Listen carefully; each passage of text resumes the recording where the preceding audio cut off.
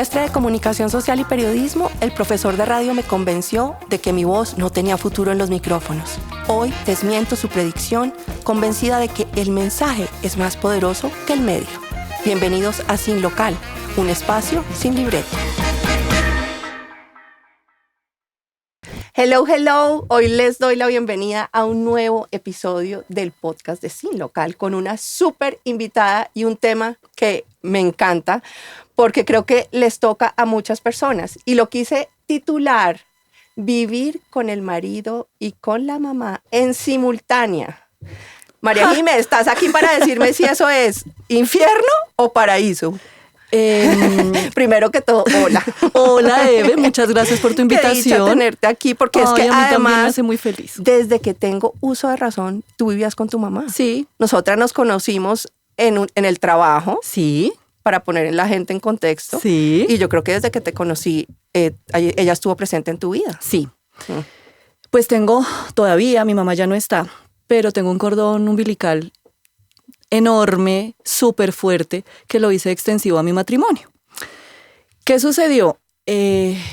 Nunca tuve yo una fase intermedia de salgo de mi casa, vivo sola y consigo marido y me voy a vivir con él. No, todo fue un mix, todo fue un cóctel. Entonces todos los actores de reparto vinieron al mismo tiempo. Yo vivía en mi apartamento feliz con mi marido. En ese momento tenía solo un hijo, mi hijo mayor Esteban. ¿A cuántos años te casaste tú, María Jiménez? ¿Cuánto llevan ustedes de unión? Puede ser en pasado. Yo me casé a los 30, que me parece que era una buena edad. Súper. Sí, pero ya estaba muy vieja para vivir con mi mamá y aún así seguí con el mamitis, que eso pues, sin hablar de sexismos en una mujer, aguanta. Un tipo con mamitis sí, lo acribillan. Sí, total. ¿Y yo? El bombril, como le decimos a uno. Total. Entonces me casé a los 30. ¿Y cómo termina nada más viviendo? ¿Cómo terminamos ahí? Bueno, vivíamos aparte, ¿sí? Todo perfecto, todo fabuloso. Nuestros horarios de trabajo eran súper locos. Jairo es huérfano. Entonces yo tuve el acierto de elegir uno que no tuviera mamita para que no jodiera tanto. Pero bueno. Para que no jodiera la suegra. Para que no jodiera la suegra. Pero entonces él adoptó a mi mamá desde que éramos novios. Antes de de ese trabajo en el que nos conocimos las dos, yo tuve que hacer un viaje a España y fue mucho tiempo. O sea, fueron como un mes larguito. Que fue cuando fuiste a hacerlo en la revista El Mueble, a hacer todo el entrenamiento. Uh-huh. Entonces, en ese tiempo, Jairo y yo estábamos perdidamente enamorados. Mi mamá ya era un integrante importante de nuestra vida de novios y él iba todos los berracos días a visitar a mi mamá. O sea, él adoptó a mi mamá como la suya. ¿Sí? Y es que además creo, María Jiménez, que eso no era un no negociable en tu vida. O sea, tú ceder a tu mamá. No. Porque si nos vamos más para atrás, antes de Jairo, ¿cuál era ese papel de tu mamá en tu vida? Diferente, digamos, María Jiménez, al que tuvo con tus hermanos. Porque siento que para ti fue más una columna vertebral. Sí, ¿O lo total. fue de toda la familia? Pues mi mamá fue una mujer muy fuerte, muy férrea. Nuestra historia es un poco, pues, no la vamos a calificar. Es una historia con un matiz triste porque mi papá se murió. Va a ser 50 años que se murió mi papá. Tengo 54. Entonces, mi situación fue que yo tengo completamente borrada la memoria de mi papá. Yo siempre digo, a mí mis hijos me preguntan, ay, Ma, ¿y tú te acuerdas de tu papá? Y yo les digo, ¿ustedes se acuerdan cuando veíamos La Vaca y el Pollito? Esa serie de Cartoon Network que eran una vaca y un pollito adoptados por una pareja de humanos y todo lo que estaba grabado era se veían los humanos de las rodillas para abajo, más o menos así son los recuerdos con mi papá. No te puedo Yo creer, soy la vaca, no me tocó a quiero mí. ser el pollito, no la vaca. Entonces, sí, todo era como a ras de suelo de la vaca y el pollo, era muy chistoso. Los recuerdos con mi papá no... O sea, es como cuando el niño se pierde en el centro comercial que empieza a ver solo el nivel de rodilla para abajo y no sabe quién es quién. Así es. Uh-huh. Entonces, mis recuerdos, y claramente eso es un bloqueo, me voy a constelar algún día y te contaré y hablaremos de eso, porque esa seguramente es una reacción emocional mía que bloqueó ese tipo de recuerdos, ¿sí? Entonces, siendo yo tan chiquita, imagínate 4 años, pues yo crecí así, o sea, uno como que cicatriza mal, o como le toque, con queloide o como sea. Y entonces para mí particularmente mi mamá era el eje de todo. Mi mamá era la autoridad, la figura masculina, la figura femenina, la de los permisos, el ejemplo, la que regañaba, la que abrazaba, era todo. Porque además ella nunca volvió a tener pareja. No, eso me parece súper extraño. Mi mamá enviudó y tenía 36 años. Wow. Mi mamá fue reina de belleza, una mujer divina, divina. Yo me acuerdo que yo iba ya más grandecita al colegio y me encantaba porque mi mamá era rompedora, o sea, todo el mundo tenía que ver con ella, un cuerpazo, divina, y ella decidió ser mamá a esa edad, que no era mucho mayor de cuando yo me casé, pero éramos 5 y yo la chiquita. Entonces todo el mundo se volcó, incluida ella desde luego, a protegerme a mí porque yo era la chiquita, la que no iba a tener el recuerdo de mi papá. Y porque los otros sí alcanzaron a disfrutar ¿Sí? de tu papá más tiempo. Sí. ¿Cuánto te llevas tú con el hermano inmediatamente? ¿Mayor? Sí. 3. Ok. De ahí se llevan también 3 y mi hermana mayor tenía 13. Uh-huh. Se volcaron todos en mí, entonces eso generó Un vínculo un súper vínculo estrecho. impresionante con mi mamá. Yo me acuerdo por esa época que fue mi primer día de colegio, pues una cosita chiquitica y mi papá ya estaba muy enfermo. Y me acuerdo yo, como si fuera, cierro los ojos y lo recuerdo perfectamente, que mi mamá me dijo, mira, vas a entrar mañana al colegio. Yo no quería ir porque yo era súper pegada a ella. Yo creo que a uno como que algo intuye, así el lenguaje que hablen sea ininteligible, pero los niños intuyen algo. Uh-huh. Y yo no me despegaba de mi mamá hasta que ella le dijeron los psicólogos y todo, no, ella tiene que empezar su vida porque pues esto se va a morir el señor y ella tiene que engranar su vida. Bueno, entonces en ese interín me meten al jardín y mi mamá me llevó mi mamá muy temprano. Y allá me convenció y más o menos me enchuspó porque yo no quería entrar. Y me dijo, yo vengo por ti a las 12. Y mi mamá no llegó por mí a las 12 porque mi papá se puso malísimo. Ay, me muero. ¿Te sentiste abandonada por primera vez? Por primera vez. Y mandó a la empleada. Y yo, furiosa con la empleada, bueno, terrible, pateé, putié, bueno, en fin, pues lo que hace un niño de 4 años, una pataleta terrible. Y tengo noción de ese evento, viéndolo ya desde el retrovisor, me marcó. Uh-huh. Y es como el primer momento que yo detecto de estando tan chiquita de la importancia de esa presencia de mi mamá para todo. Y de ahí en adelante para todo. ¿Ella te dijo alguna vez por qué no rehizo su vida o no? No. ¿Nunca le preguntaste tampoco? No, pues tampoco. Uh-huh. Mi hermana mayor sí le preguntó, cuando mi mamá ya estaba a punto de morirse. Y mi hermana, que también ya se murió, le dijo, uy, ma, yo te admiro muchísimo porque eso es antinatural. O sea, una mujer sola, joven, acostumbrada a tener una dinámica de vida y de pareja y que se la hayan cortado de tajo y que ni siquiera haya salido a tomar un café con ninguna otra persona. Ella cercenó esa parte de su vida. Y entonces, ¿cómo crees tú que viene Jairo a suplir esa figura masculina? Porque digamos que es el primer integrante masculino que vuelve a entrar a la familia cuando tú estás en España. ¿Cómo es que ellos empiezan a ser cómplices, básicamente? Sí, era una complicidad. Bueno, cuando yo conocí a Jairo y cuando nos ennoviamos a mi mamá, la aprobación de mi mamá para mí era súper importante. Y yo he sido rebelde, contestona, peleona, yo hago básicamente lo que me da la gana, pero siempre la voz de mi mamá por ahí me retumbaba. Entonces, este muchacho no, ese tipo no, ¿usted qué está haciendo? Y al final del día, así me demorara meses y me estrellara y me cayera, en fin, y me diera en la jeta y en la cabeza, mi mamá tenía razón y eso quedaba muy dentro de mí. Cuando ella lo conoció y vio que era un tipo, porque es un buen hombre, es una muy buena persona, es muy familiar y con historias de carencias afectivas, probablemente como las mías, porque sus papás también se murieron cuando él estaba muy joven. Entonces, mi mamá lo acogió, él la acogió, y ellos tenían una dinámica muy propia.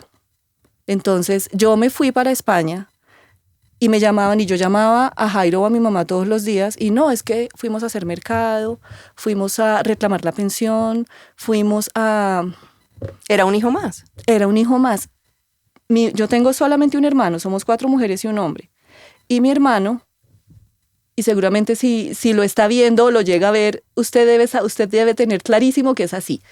Mi hermano nunca ha sido ese hijo entregado ni presente. No, tiene una personalidad distinta y él se conectó y suscribió una relación con mi mamá que yo no juzgo, pero era distinta.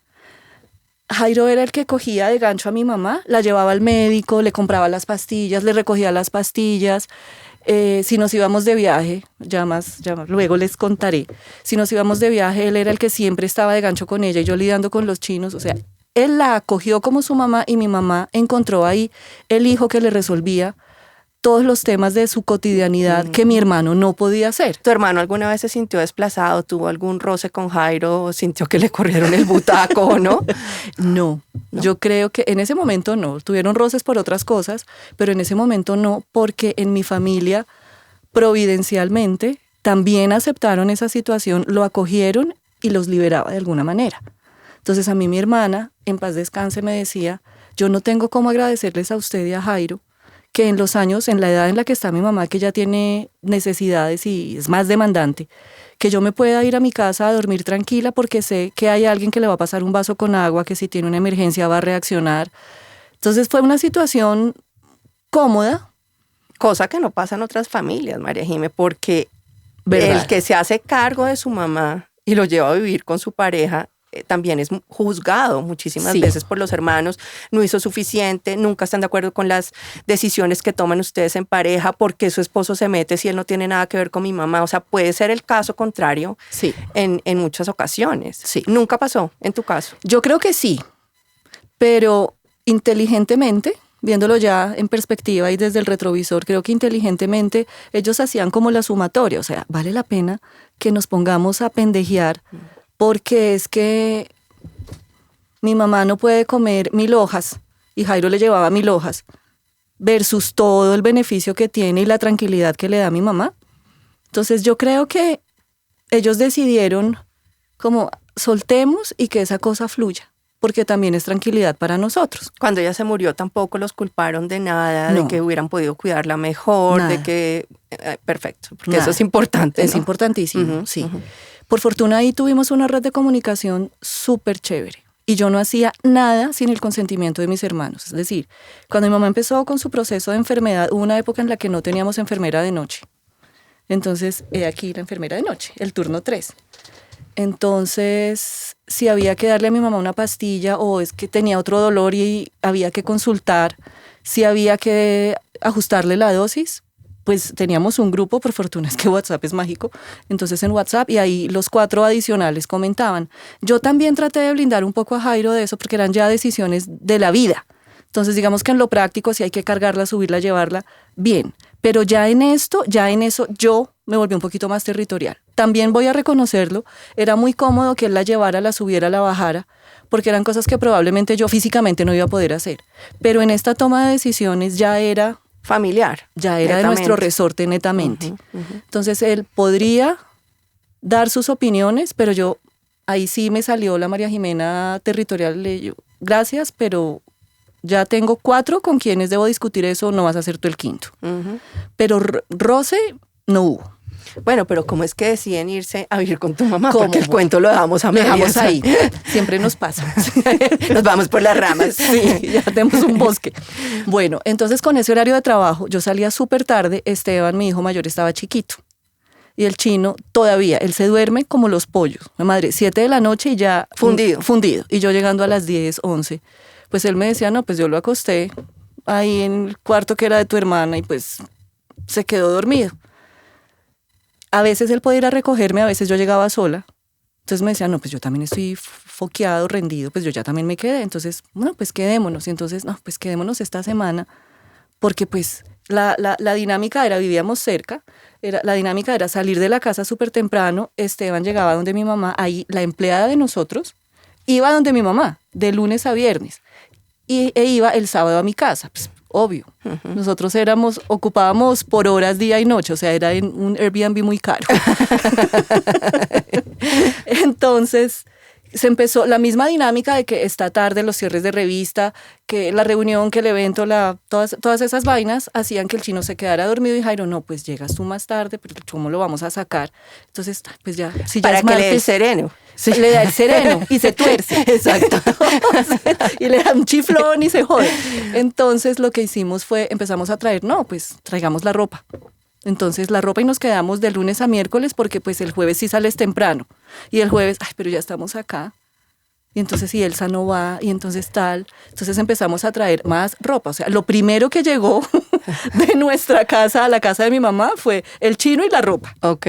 Ah, y la empleada, pues que esa sí ya estaba per se Que es allá. vital. Vital, esa es la alegría del hogar. Entonces luego compramos nosotros un apartamento y mientras nos lo entregaban, pues fue la ocasión perfecta de decir, pues quédense acá, que van a seguir ustedes pagando un arriendo, pagando una cuota, si se pueden quedar acá. Eso partió de mi mamá. Ese fue el dichoso apartamento que tú arrendaste y que eso fue un camello cuando lo arrendaste. Pero ustedes nunca vivieron ahí. No. Ok. No, porque esa era nuestra residencia de verano. Ok. Y la sede social y deportiva siempre era en la casa de mi mamá. Entonces, cuando ya nos lo entregaron y tal, le dije a mi mamá, vente a vivir con nosotros, esta casa ya está muy grande para ti. No.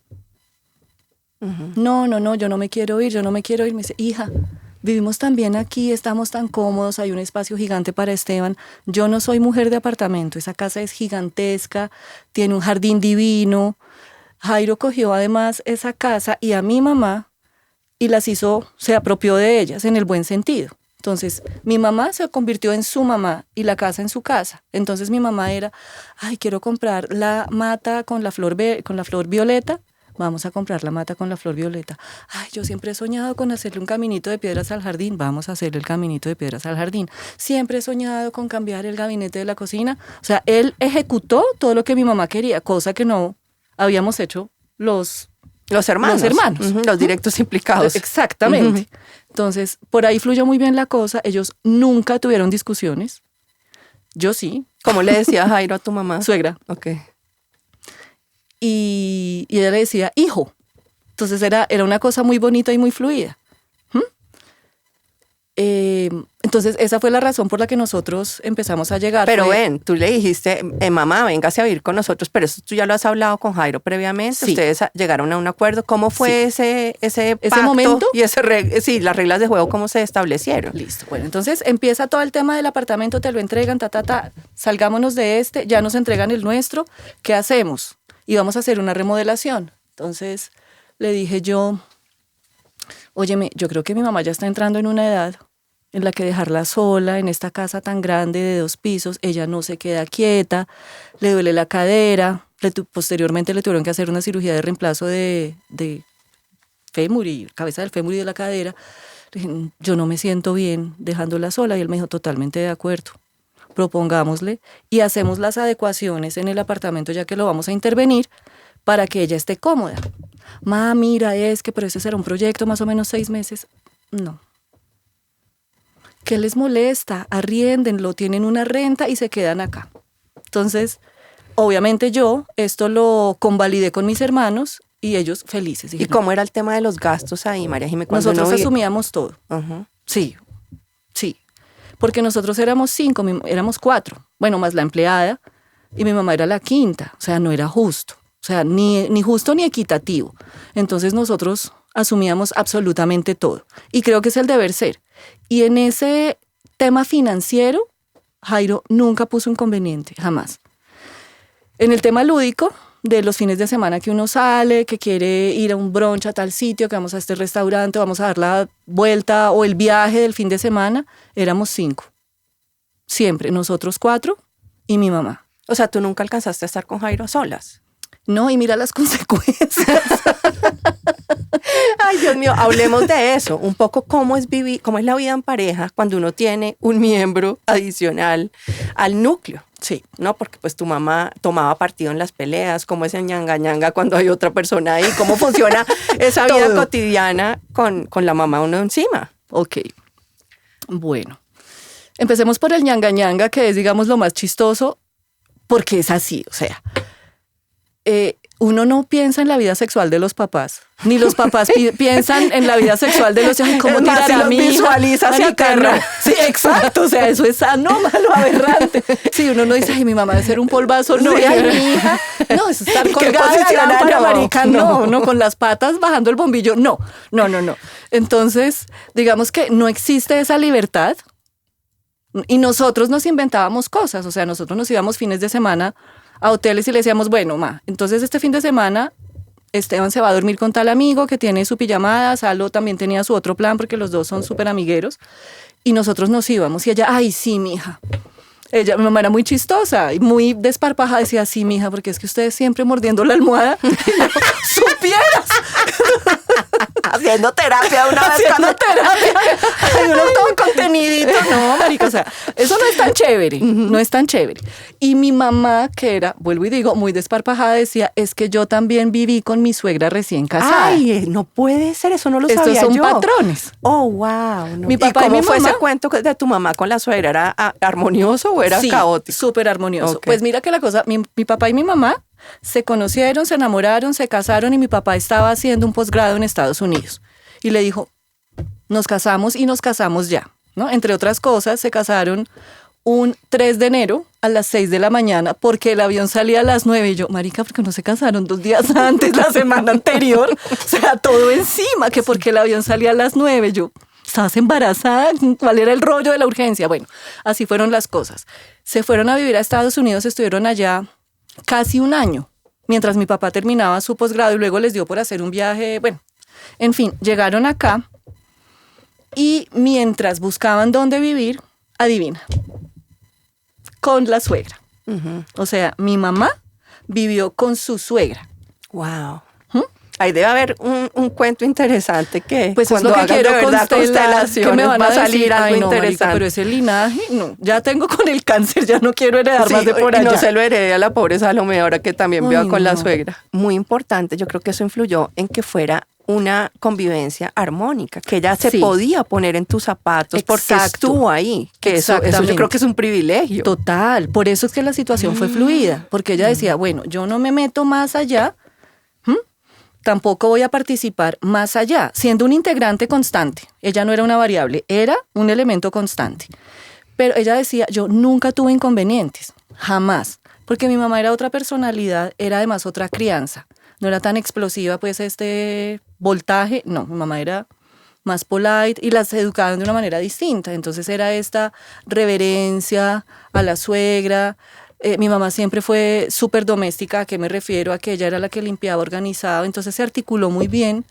En cambio yo sí no, yo soy un desastre para todo eso. Cuando esas emociones brotaban y a ti se te saltaba la chispa, ¿qué papel o qué rol jugaba tu mamá para intervenir en la pareja y también, María Jimena, en la crianza de tus hijos? Porque es que una cosa es súper complicada tener a la abuela que mima, que malcría, que de todo encima de los hijos y uno tratando de criarlos rectos. Total. Con la crianza, yo tengo varias particularidades. Yo creo que dentro de mí tengo una parte muy masculina en mi cerebro. Entonces, a mí ese chip de la maternidad, eso de que tú naces criado y que entonces ves al niño y que te enamoras, no lo traje. O sea, Me yo encanta mamá que lo Johnson digas. no soy. Uh-huh. De hecho, cuando nació Esteban y yo lo vi, uy, es un órgano, porque yo era tan feo, terrible. La lactancia no la disfruté, la maternidad ya de sentirme mamá, y hoy lo amo. Me parece que es parte de mi realización, pero el proceso, no. Entonces esa vaina de mis hijos, si mi mamá no estaba o mi hermana mayor, no llegaban a bañarlos, yo los limpiaba con pañito. Entonces, me encanta porque tantas mujeres se sienten así y no son capaces de verbalizarlo. No, es que eso no, a ver, es que se ha romantizado tanto el tema, Eve. Y finalmente hablaba yo con alguien en estos días y yo le decía, es que el embarazo, ¿qué es? Es alojar un parásito 9 meses. Es una entidad que vive dentro de ti y de ti. Ah, que es tu hijo. Sí, pues un parásito. Luego sale el bebé con un proceso sangriento y doloroso porque el parto de bonito no tiene nada. Ni el bebé, porque los bebés recién nacidos son espantosos, sobre todo mi hijo, Esteban, era frondio. Uh-huh.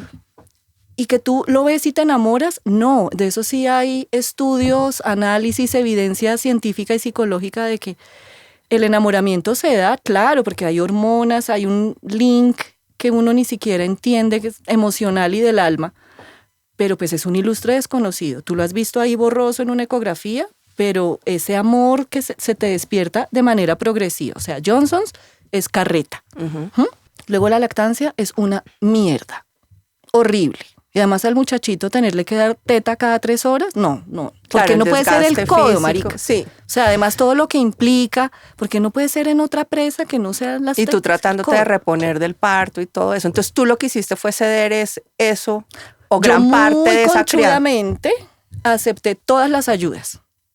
Mi mamá, que conocía mis Pero particularidades. yo no creo que eso sea conchudo, María Jimé, al contrario, no, de verdad que hay que aprender a recibir y ¿Sí? muchas parejas o madres prefieren hacer todo solas, les cuesta delegar, les cuesta dar ayuda, recibir ayuda, entonces yo no creo que eso sea ser conchuda. Ah, bueno.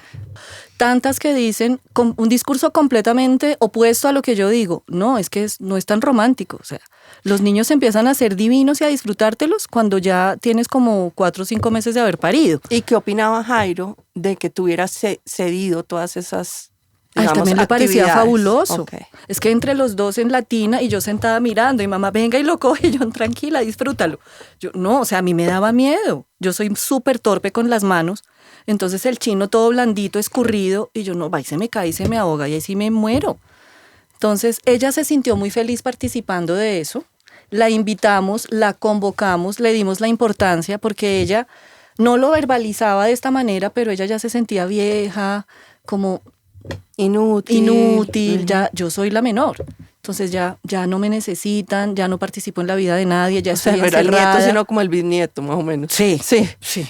Entonces, el hecho de que la hayamos incluido e incorporado y que su opinión fuera tan importante, eso sí lo hacemos todas las mamás, las que son así como yo, medio sui generis, y las que tienen un alto sentido maternal, siempre nos apoyamos en la mamá porque creemos que ellas han tenido historias de éxito, pues uno está vivo y lo crió ella. Entonces, siempre fue como ese faro de sabiduría. Bueno, y en cuanto a las decisiones críticas, ya tus hijos grandes, digamos, de crianza, de regaños, de disciplina, ¿qué tanto tu mamá fue un obstáculo? Como todas las abuelas, muy amorosa. Como ella, súper ponderada y ecuánime. Mi mamá era una mujer muy férrea, pero muy amorosa. Entonces yo tampoco recuerdo que a mí eso de que te metí la mano en la estufa o te di rejo, todas esas vainas que circulan en redes muy de mi generación, no. Pero con tus hijos. Y no, conmigo. Y con mis hijos, pues imagínate, un poco más reblandecida. Entonces... Pero cuando tú les querías poner disciplina, reglas, y entra tu mamá un poco a ser más flexible y más a ceder en esos caprichos, ¿cómo lo manejabas? Un día me acuerdo...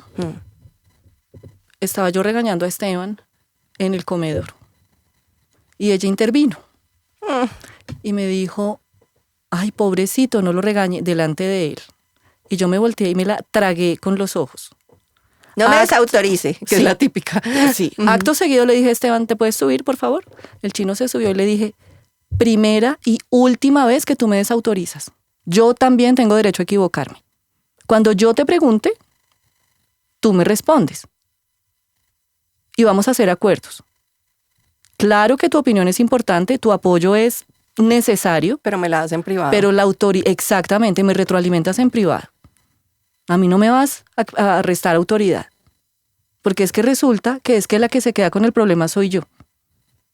Porque es mi responsabilidad. ¿Y con Jairo hubo delicadísima? Vez? ¿Sí? Se delicó. Sí. Eso mejor dicho, no le vuelvo a decir nada, es que usted es muy grosera. Yo le dije, ok, soy muy grosera, pero en esto no pienso ceder. Y perdóname si no te gusta, ya, después engranamos y ya todo normal. Y ese fue un único y último evento. Después ella solo me miraba, me hacía como... Pujaba. Sí. ¿Y con Jairo hubo algún incidente alguna vez? ¿No? Ellos no tuvieron un sí, un no, nada. No. Con Jairo pasaba lo contrario, es que esto era como fase por equipos, ellos dos siempre de acuerdo. Y la mala era yo. Entonces ahí sí teníamos Jairo y yo, no con mi mamá, sino Jairo y yo, se empezó como a romper la media velada. Porque lo más importante, o sea, va a sonar terrible, pero mi mamá no era eterna, mi mamá ya era una mujer que estaba grande. Ella no iba a ser la que pudiera seguir tomando las decisiones para mis hijos. Hoy Esteban va a cumplir 22, Salomé va a cumplir 16. Pues imagínate a estas alturas del partido, mi mamá tomando decisiones por ellos. Si yo estoy aquí, o sea, yo no me he muerto. Entonces, yo pensaba muy pragmática y dolorosamente, mi mamá no va a ser eterna. Y si yo no logro rescatar ese terreno que es completamente de mi competencia, estos chinos no le van a hacer caso a nadie y yo voy a estar ninguneada de por vida.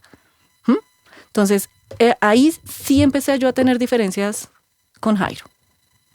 O sea, pero es que tu trabajo, entonces, fíjate dónde empiezan a atomizarse las cosas. Siendo un integrante fabuloso, porque era mi mamá, pero eso sí resintió la relación de pareja, porque es que como, pues yo voy a hacer mercado con tu mamá porque tú estás siempre trabajando.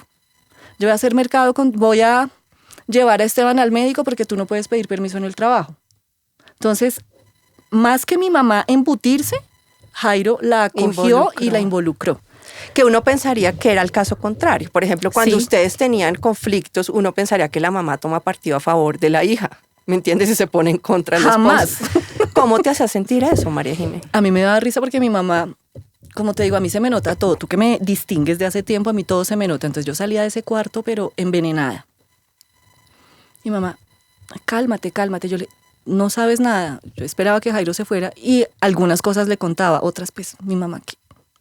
Yo creo que entre menos sepa mejor. Total. Porque está ahí. Total. O sea, no es que le cuentas y se va para su casa. O sea, exactamente. Y además son cosas que ella probablemente ni iba a entender porque ella, eran otros tiempos, su vida de pareja se truncó muy tempranamente.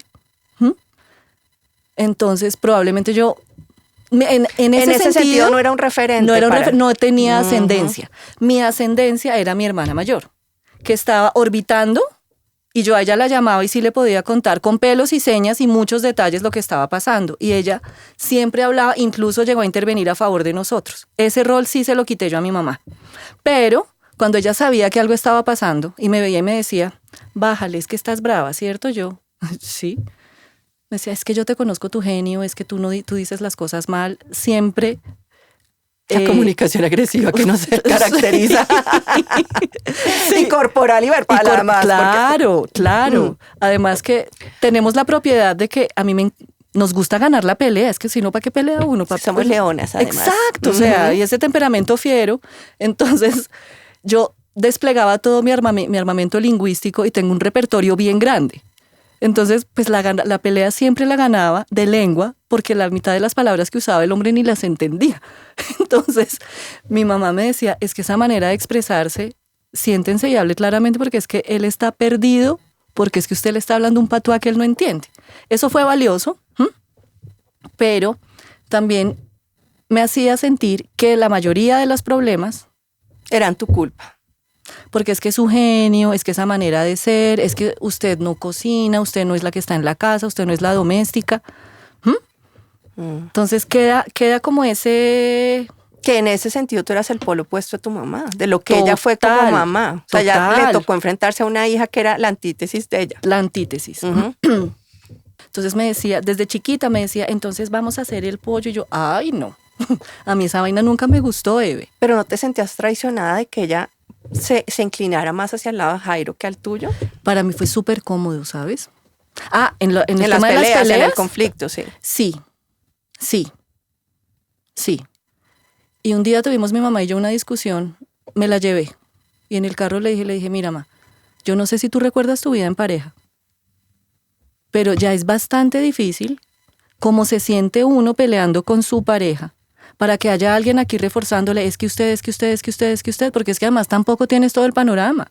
Y él es un gran hombre, es una persona con unos sentimientos divinos, te adora, tú lo adoras, pero anda a vivir con él a solas. Le dije, y hay cagadas y hay vainas en las que uno no negocia. Hay cosas que no. Hay algo interesante que me viene a la cabeza y es si tú hubieras vivido con tu suegra. Uy,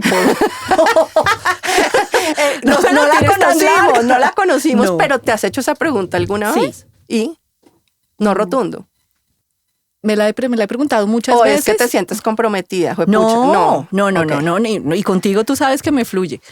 A ver, me la he preguntado muchas veces y cada vez que me la pregunto me respondo distinto. Entonces la primera respuesta, como desde la lógica, es, hombre, si el hombre hizo eso por mí, ¿yo cómo no lo iba a hacer? O sea, digamos el deber ser. El deber ser, el deber ser. Compromiso. Sí, ahí sí. Entonces ahí se despliegan otras cosas. ¿Cómo fue mi suegra? Tengo una cuñada que es un sol, es un corazón con patas y me dicen que ella es igualita, un calco de su mamá, mi suegra. Entonces dije, bueno, habría sido chévere. Si él me hubiera dicho, no, yo nunca he tenido un rollo con Marta, es más, la adoro con todo mi corazón, habría sido cómodo. De pronto allí yo habría sentado más mi territorio porque es que uno en visita es muy querido y en la familia política uno es políticamente correcto. Entonces, la ventaja era que mi mamá me conocía perfectamente, entonces yo ahí no tenía que posar ni tragar tanto entero. Allá, como le tocó a mi mamá probablemente, porque es que la situación es distinta cuando uno vive con la suegra a cuando el que pone la suegra es uno. Son dos escenarios distintos. Claro. Completamente distintos. Entonces... Dígamelo a mí, que yo sí le dije a mi ex esposo, no hay peligro, porque él ya había estado casado antes. Sí. Y toda la vida se hizo cargo de su mamá. Sus 2 hermanos, otros, pero desentendidos por completo. Y cuando llegó la hora de casarse conmigo, me dijo, ya mi mamá fue la que se encargó de criar a mis hijos, digamos, en el primer matrimonio. Yo soy el que velo por ella. Me la traigo y le dije, no hay peligro. Imagínate yo, que además, o sea, ya el primer paso de casarme era un gran logro, pero además aceptar a la suegra en mi espacio, que yo soy una persona absolutamente territorial, era un sol de mujer. Era divina, pero de todos modos tenía su genio y tenía sus cosas y éramos de mundos muy diferentes, o sea, yo no me imagino cómo hubiera sido eso. Hoy doy gracias que él accedió y pues le puso su apartamento aparte, que yo creo que también fue una experiencia. Yo creo que mi misión en la vida es enseñarle a la gente a vivir en soledad. No me preguntes por qué, porque fue la única vez en la vida que esa señora vivió sola. O sea, yo casi que lo puse a él contra la pared y le dije, no va a pasar. ¿Sí? Entonces íbamos a visitarla y bueno, salíamos con ella los fines de semana y todo, pero cada uno en su casa. Cada loro en su estaca. Sí, en ese sentido sí tengo que decirte que te admiro profundamente porque creo que yo sí no lo lograría. Sí, pues es que hablar de what if, hablar de supuestos pero uno se conoce, María Jiménez. Sí, yo no habría sido tan modosita. Ahora, hay algo importante y es cómo se vive la relación, porque hay un antes y un después. Cuando tu mamá muere, creo que la relación da un giro total, absoluto. Cuéntanos un poquito cómo es ese incidente. Bueno, ya sabemos que, digamos que vivíamos en una muy buena armonía. No vamos a decir que era un paraíso, pero sí era muy cercano a un paraíso. El proceso de la enfermedad de mi mamá fue increíblemente doloroso y Jairo también lo sufrió. Pero en ese momento me sorprendió mucho un día que estábamos en una reunión con mis hermanos de esos temas de, ya es que mi mamá está en 3-2-1, ya tenemos que empezar a tomar decisiones y no va a salir de la clínica y el médico dice tal. Mi mamá en ese momento no tenía la enfermera de noche. Entonces, claramente el deber ser era que yo lo asumiera, pero es que además yo lo hice con amor. Mi mamá tenía una campanita porque yo a veces me dormía y me descerebraba. Tenía una campanita porque ya no se podía dar la vuelta en la cama. Y se cansaba porque ya le dolía todo. Entonces le pusimos una campanita. Yo pensé usar el monitor que tenía de Salomé, pero pues esa vaina ya estaba súper obsoleta, dañada. Entonces pusimos una campanita. Y la campanita obviamente me alertaba, me despertaba y yo iba y la atendía. Entonces en medio de esa reunión, ya tomando decisiones dantescas de hay que ver el seguro funerario, qué vamos a hacer, todas esas vainas horrorosas. Él iba subiendo las escaleras y dijo, si Nubia sale de la clínica otra vez, yo me voy. Porque la campanita me tiene mamado. Y eso para mí fue un punto de quiebre en la relación. A mí eso me rompió el corazón. Fue como que, marica, no es tan bonito todo esto, no eres tan incondicional. Y me lo tragué. Me acuerdo que ese día estábamos con mi sobrina mayor, y el que era su esposo en ese momento, que es una persona que quiero muchísimo, y él me vio y me leyó y a mí se me salieron las lágrimas. Me rompió realmente eso, ese hito. Y nos fuimos a Central y a comer, hablamos y me decía, tranquila, no te preocupes. Él me dice, Meme, no te preocupes, tranquila, esto no es tan grave. Yo le dije, claro que sí es grave. Tan grave que eso abrió una brecha insalvable para mí. Entonces, bueno, en medio de todo, además que eligió el peor momento para sacar la garra, ¿no? Yo en esta vaina, agonizando también con mi mamá se muere. Y cuando... A ver, hagamos un paréntesis acá, porque tal vez es importante anotar que no fue lo que dijo, sino tal vez el modo en que lo dijo. De pronto él te hubiera podido manifestar de otra manera, o Yamor, o María Jimé, o como te diga, cuando tu mamá venga, tal vez podemos replantear el sonido que se está generando en la noche porque está perturbando mi sueño, o porque no te vas a dormir con ella. Tal vez hubiera sido como el modo de buscar una solución alterna a la campana, porque también uno se puede poner en los zapatos de él y decir, bueno, sí, se está alterando el sueño, el man se tiene que levantar, trabajar, pero de pronto fue el momento, que creo que te lo enterró así. Sí. Y se hubiera podido plantear de un modo distinto. Total. Además que esos temas que son de decisiones de pareja, uno no los socializa sin haberlos acordado antes con su cotertulio natural. ¿Sí? Es decir, como me dice delante de mis... y para que se me olvidaba decirte que... Marica, no. O sea, mal todo. Y esa es una cosa que para mí, tristemente, ha sido imperdonable. Entonces se muere mi mamá. Yo no sé, yo tengo un manejo de emociones muy raro, me voy a constelar y te cuento. Yo estuve súper tranquila, relajada. Fuimos a hacer la cremación, que es ese momento ya final, cúspide, y ahí es cuando tú te desmadejas porque es que ya no lo vas a volver a ver, lo entregas y chao. Y en ese momento eso le pasó a Jairo. Se derrumbó. Se derrumbó. Y me dijo mi hermana mayor, me dijo, vaya y lo acompaña, mírelo cómo está, pero derrumbado, llorando como un niño chiquito. Y yo fui y le dije, lo único que me salió, Jairo, perdón, fue decirle, ¿ves que no era mamando gallo? ¿Ves que sí era en serio lo de mi mamá? Me salió del alma, o sea... Con veneno incluido. Con veneno, ponzoña, metralla, con todo. Entonces, se muere mi mamá. Sigue ese periodo, ese oscurantismo que uno es como un zombie porque uno no sabe qué sentir, cómo sentir, nada. O sea, el dolor de mis hijos también, ayudarlos, porque siendo una presencia tan constante y tan importante en la vida de mis hijos, pues imagínate para ellos. Ellos sentían casa porque estábamos los tres, papá, mamá y abuela.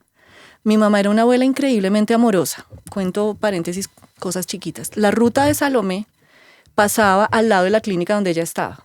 Y yo llamaba a la monitora de la ruta y le decía, ay, profe, mire, es que aquí estoy, mi mamá está grave, ¿será que puedo recoger a Salomé ahí? Y Salomé se bajaba y le hacía visita a mi mamá en la clínica.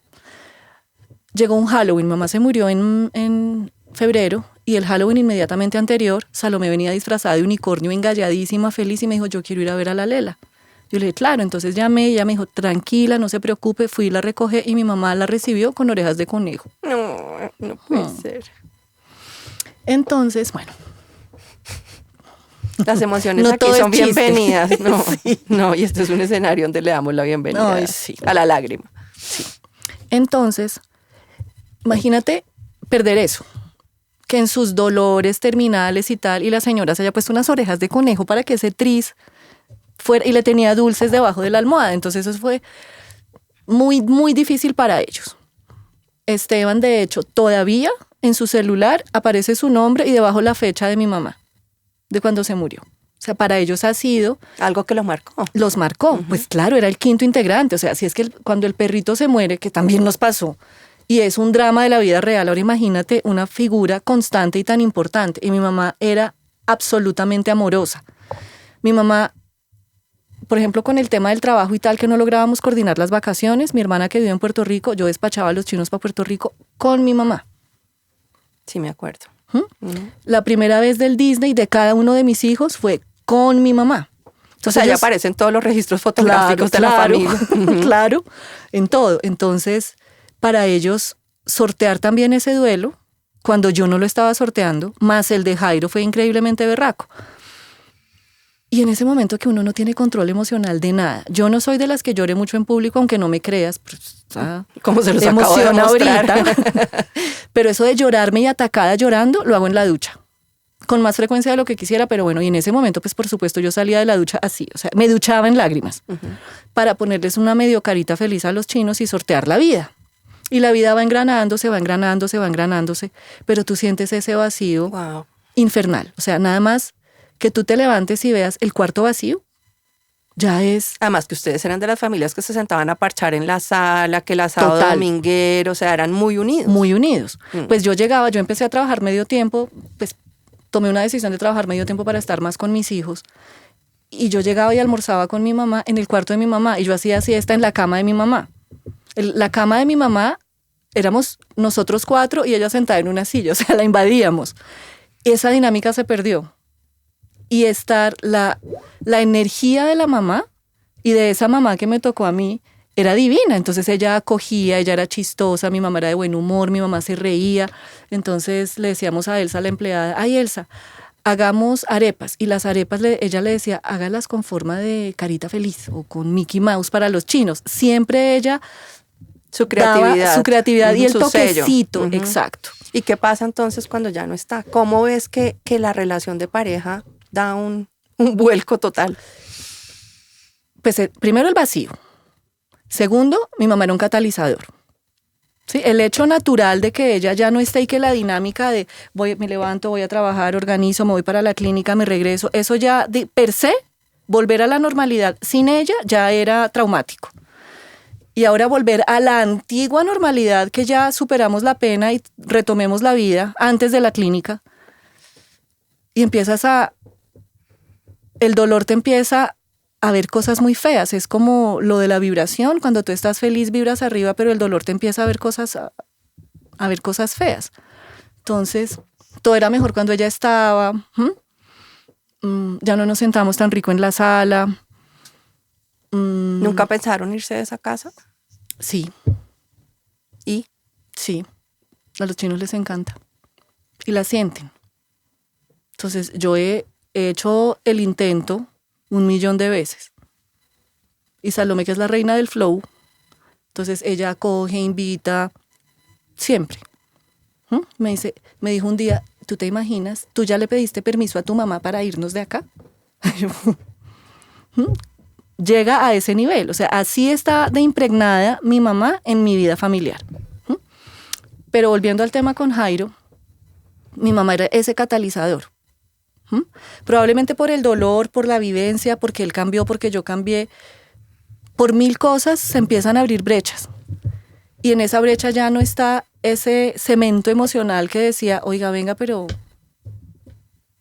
así no interviniera mucho y así no se enterara mucho de los problemas, especialmente al final de su vida. O sea, ella luchando con un cáncer devastador y uno diciéndole, hoy peleé con Jairo porque es que a veces, pues no. Pero sí su presencia, solamente su presencia era sentir que todo iba a estar bien, que es como decirte... Esperanzador. Es esperanzador, esa energía, y además mi mamá siempre tenía un discurso. Yo preocupada por 1000 vainas, por el trabajo, por la plata, por el chino, porque y decía, si yo pude, ¿tú por qué no vas a poder?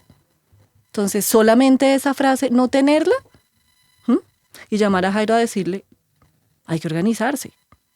Ellos tenían, yo no te sé decir cuánto hablaban ellos cuando ellos interactuaban solos, pero que lo hacían. Y mi mamá lo organizaba un poco. Y ya no tener eso, quedamos como... O sea, hay caos. Empieza a haber un poco de caos. Un poco de caos. Mi mamá, como te digo, yo soy cero vida doméstica. Soy un poco muy caos en eso. Y mi mamá también organizaba. Entonces la empleada se fue, porque pues ya no estaba mi mamá, entonces... Y ahí empiezan las cosas como a salir. Porque como nos engranamos a una persona que nos resolvía esos temas, la consecuencia natural era que... reasignar los roles. Y venían para acá. Y yo, primero que todo, no tenía cabeza. Y posteriormente, no tenía interés. Entonces, el hombre empezó a reclamar con toda la razón. Toda la vida familiar se despelotó. Entonces yo lo defino como que ese gran cemento emocional se fracturó. Y ahí vamos, fracturado. ¿Hace cuánto murió tu mamá? Va a ser 6 años, en febrero. Entonces, difícil. María Jimé, un relato conmovedor y yo creo que va a tocar a muchas personas, de verdad, sí. porque es importante ver cómo la relación de pareja, de verdad, uno es tan vulnerable. Increíble. ¿Entiendes? Tan frágil.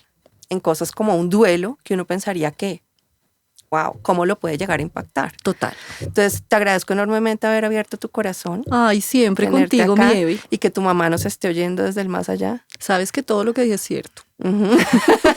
Para que les dé mucha luz. Ay, espero amén. tenerte así después. Sea. Y gracias claro a ustedes sí. por acompañarnos. Besos y abrazos. Comenta este capítulo en nuestras redes sociales. Síguenos en nuestras cuentas en Facebook e Instagram como Sin Local.